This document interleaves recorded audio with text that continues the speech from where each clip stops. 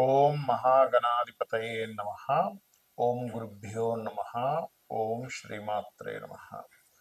పరమేశ్వర స్వరూపమైనటువంటి జ్యోతిష, వాస్తు మరియు ఇతర అనేకమైనటువంటి శాస్త్రములను మనకు అందించినటువంటి మహర్షులకి నమస్కారం. హయగ్రీవ హయగ్రీవ హయగ్రీవేతి యో వదేత్ తస్య నిస్సరతే వాణి జహ్నుకన్యా ప్రవాహవత్. అరుణాం కరుణాతరంగితాక్షీం ధృతపాశాంకుశపుష్పబాణచాపాం అనిమాదిభిరావృతాం మయూఖైః అహమిత్యేవ విభావయే భవానీ. శ్రీమాత్రే నమః. ప్రేక్షకులకి ఆ లలితాంబిక అమ్మవారి యొక్క అనుగ్రహం పరిపూర్ణంగా కలగాలని మనస్ఫూర్తిగా కోరుకుంటూ, మనకి రాబోయే కొత్త సంవత్సరంలో ప్రతి లగ్నము వారు, లగ్నం తెలియని వారు, రాశివారు ముఖ్యంగా ఈ 5 విషయాలు గనక మీరు పాటించగలిగితే మీకు ఎన్ని లాభాలు ఉంటాయి అంటే, మనందరికీ కావాల్సిన మేజర్గా ఏవైతే ప్రాబ్లం పడకుండా ఉంటామో ఆ లాభాలన్నీ ఉంటాయి. ఏమిటవి? ఒకటి, అందరికీ కావాల్సింది ఏంటంటే డబ్బులు.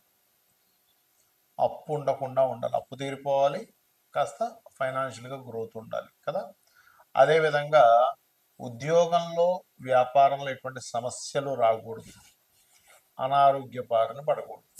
ఇక మిగతావన్నీ కూడా చిన్న చిన్నగా మనకి చూడండి, ఇప్పుడు వివాహం అవ్వాలనో, ఇల్లు కట్టుకోవాలనో, ఇవన్నీ తర్వాత తర్వాత వస్తాయి. కానీ ఈ యొక్క విషయాల్లో మీకు బాగుండాలి అంటే అసలు మనం మేజర్ ప్లానెట్స్నే ఎప్పుడు కూడా సంవత్సర ఫలితాల్లో తీసుకుంటాం.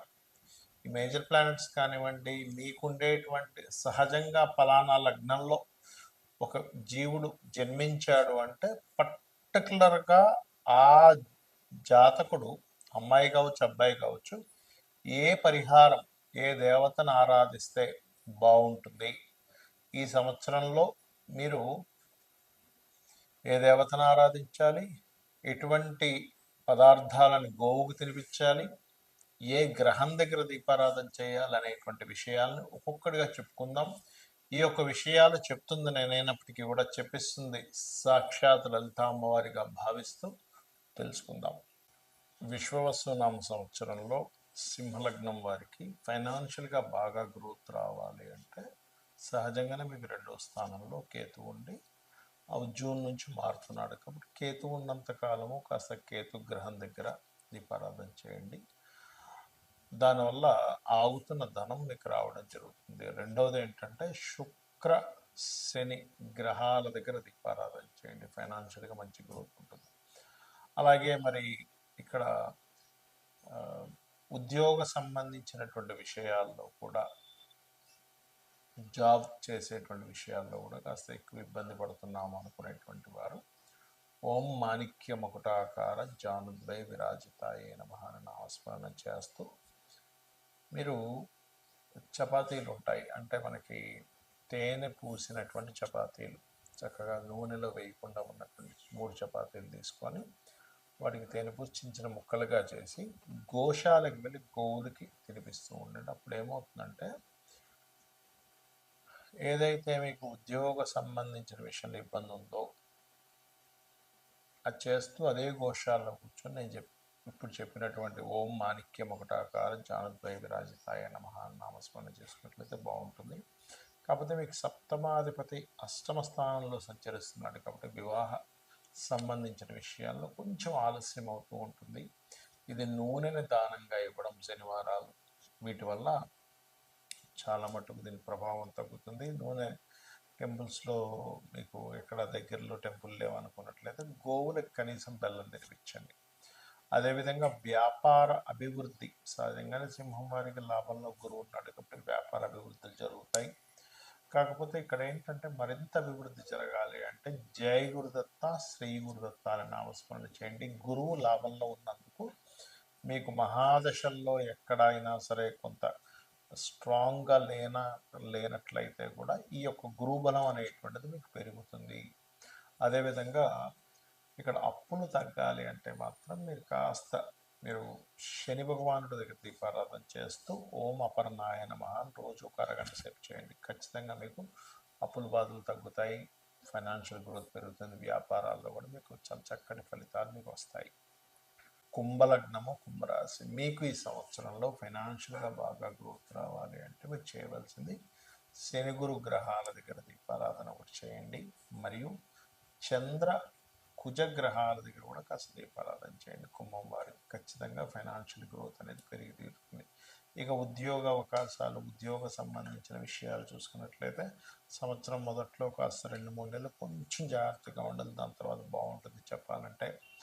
అలాగే కొంచెం ప్రమోషన్స్ రావాలనుకునేటువంటి వారికి కూడా విశ్వవసునామ సంవత్సరం స్టార్ట్ అయిన 3 నెలల తర్వాత నుంచి ప్రభావం ఎక్కువగా ఉంటుంది. అయితే ఇక్కడ మీకు ఉద్యోగ సంబంధించిన విషయంలో మంచి ఇంప్రూవ్మెంట్స్ కావాలండి, నాకు అసలు ఇంప్రూవ్మెంట్స్ లేవని బాధపడేటువంటి వారు ఎక్కువగా స్కందుని ఆరాధించాలి. స్కందుని ఆరాధించడము, కొంతమంది చూడండి అసలు ఉద్యోగాలు దొరకవు, అలాంటి వారు ప్రత్యేకంగా చంద్ర గురు గ్రహాల దగ్గర దీపారాధన చేస్తున్నట్లయితే ఇన్బిల్ట్గానే ఒక గజగేశ్వరి యోగం అనేటువంటిది యాక్టివ్ అవుతుంది మీకు. అలాగే మరొక విషయం ఏంటంటే ఇక్కడ వ్యాపార లాభాలంటే ఇక్కడ ప్రధానంగా మీకు ద్వితీయ లాభాధిపతి గురువు అవుతాడు కాబట్టి సర్వసాధారణంగానే కుంభలగ్నము లేదా కుంభరాశి వారు టీచింగ్స్, ట్రైనింగ్స్, కన్సల్టెన్సీ రిలేటెడ్ ఎవరికైనా గైడింగ్ చేసేటువంటి వాటిల్లో బాగా రాణించడం జరుగుతుంది. అయితే ఇక్కడ గురువు యొక్క బలం ఎంత ఉంది అనేటువంటి తీసుకోవాలి. గురుకర్మ యోగం ఏర్పడ్డమే ధర్మకర్మాది యోగ, గురుకర్మ యోగము టీచింగ్ యోగ అంటూ ఉంటారు. బట్ ఆ యోగం ఏర్పడటం ఒక ఎత్తు, ఆ యోగం ఏర్పడి అది ఎంతవరకు తీసుకెళ్తుంది అనేది ఒక ఎత్తు. ఎలా అంటే చూడండి, కొంతమంది టీచింగ్స్ చేస్తూ ఉంటారు, టీచింగ్ ద్వారా నెలకు 10,000 సంపాదించే వాళ్ళు ఉన్నారు, స్కూల్స్ కాలేజెస్ పెట్టుకొని నెలకు కోట్లు సంపాదించే వాళ్ళు. వీళ్ళిద్దరికీ వచ్చేది వీటి మూలంగానే. కానీ అది ఎంత బలం ఉంది, టీచింగ్ లైన్లో ఏదో జీవితం వెళ్ళిపోతుందా లేకపోతే ఇంకో లైన్లోకి వెళ్తే బాగుంటుందని ఎట్లా డిసైడ్ చేయాలంటే మీ జన్మజాతకంలో ధన భాగ్య పంచమ లాభాధిపతులు అసలు ఎలా ఉన్నారు, దశమాధిపతి ఎలా ఉన్నాడు అనేది చూసుకోవాలి. అదేవిధంగా మీకు వ్యాపార లాభాలు ఇచ్చేది కూడా గురువే అవుతాడు ఇక్కడ. కాబట్టి జయ గురుదత్త, శ్రీ గురుదత్త అనే నామస్మరణ మరియు ఓం ఇంద్రగోప పరిక్షిప్త స్మరతోనా భజంగికాయ నమ అనే నామస్మరణ మీకు చక్కటి ఫలితాలు ఇస్తుంది. కాకపోతే కొంతమందికి వివాహ సంబంధించిన విషయంలో ఇబ్బంది ఉన్నటువంటి వారు, ఎందుకంటే ఇప్పుడు మనకి రాహుకేతులు కూడా మారుతున్నారు. కుంభంలోకి రాహువు, సప్తమంలో కేతు వస్తున్నాడు. కాబట్టి రాహుకేతు గ్రహాల దగ్గర దీపారాధన చేయండి. ఎక్కువగా చేస్తుంటే వివాహ జీవితంలో ఇబ్బంది ఉండదు, వివాహం కోసం చేసే ప్రయత్నాలు కూడా సక్సెస్ అవ్వడం జరుగుతుంది.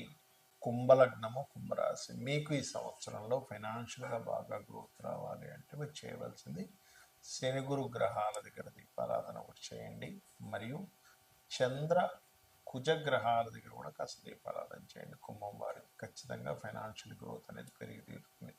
ఇక ఉద్యోగ అవకాశాలు, ఉద్యోగ సంబంధించిన విషయాలు చూసుకున్నట్లయితే సంవత్సరం మొదట్లో కాస్త 2-3 నెలలు కొంచెం జాగ్రత్తగా ఉండాలి, దాని తర్వాత బాగుంటుంది చెప్పాలంటే.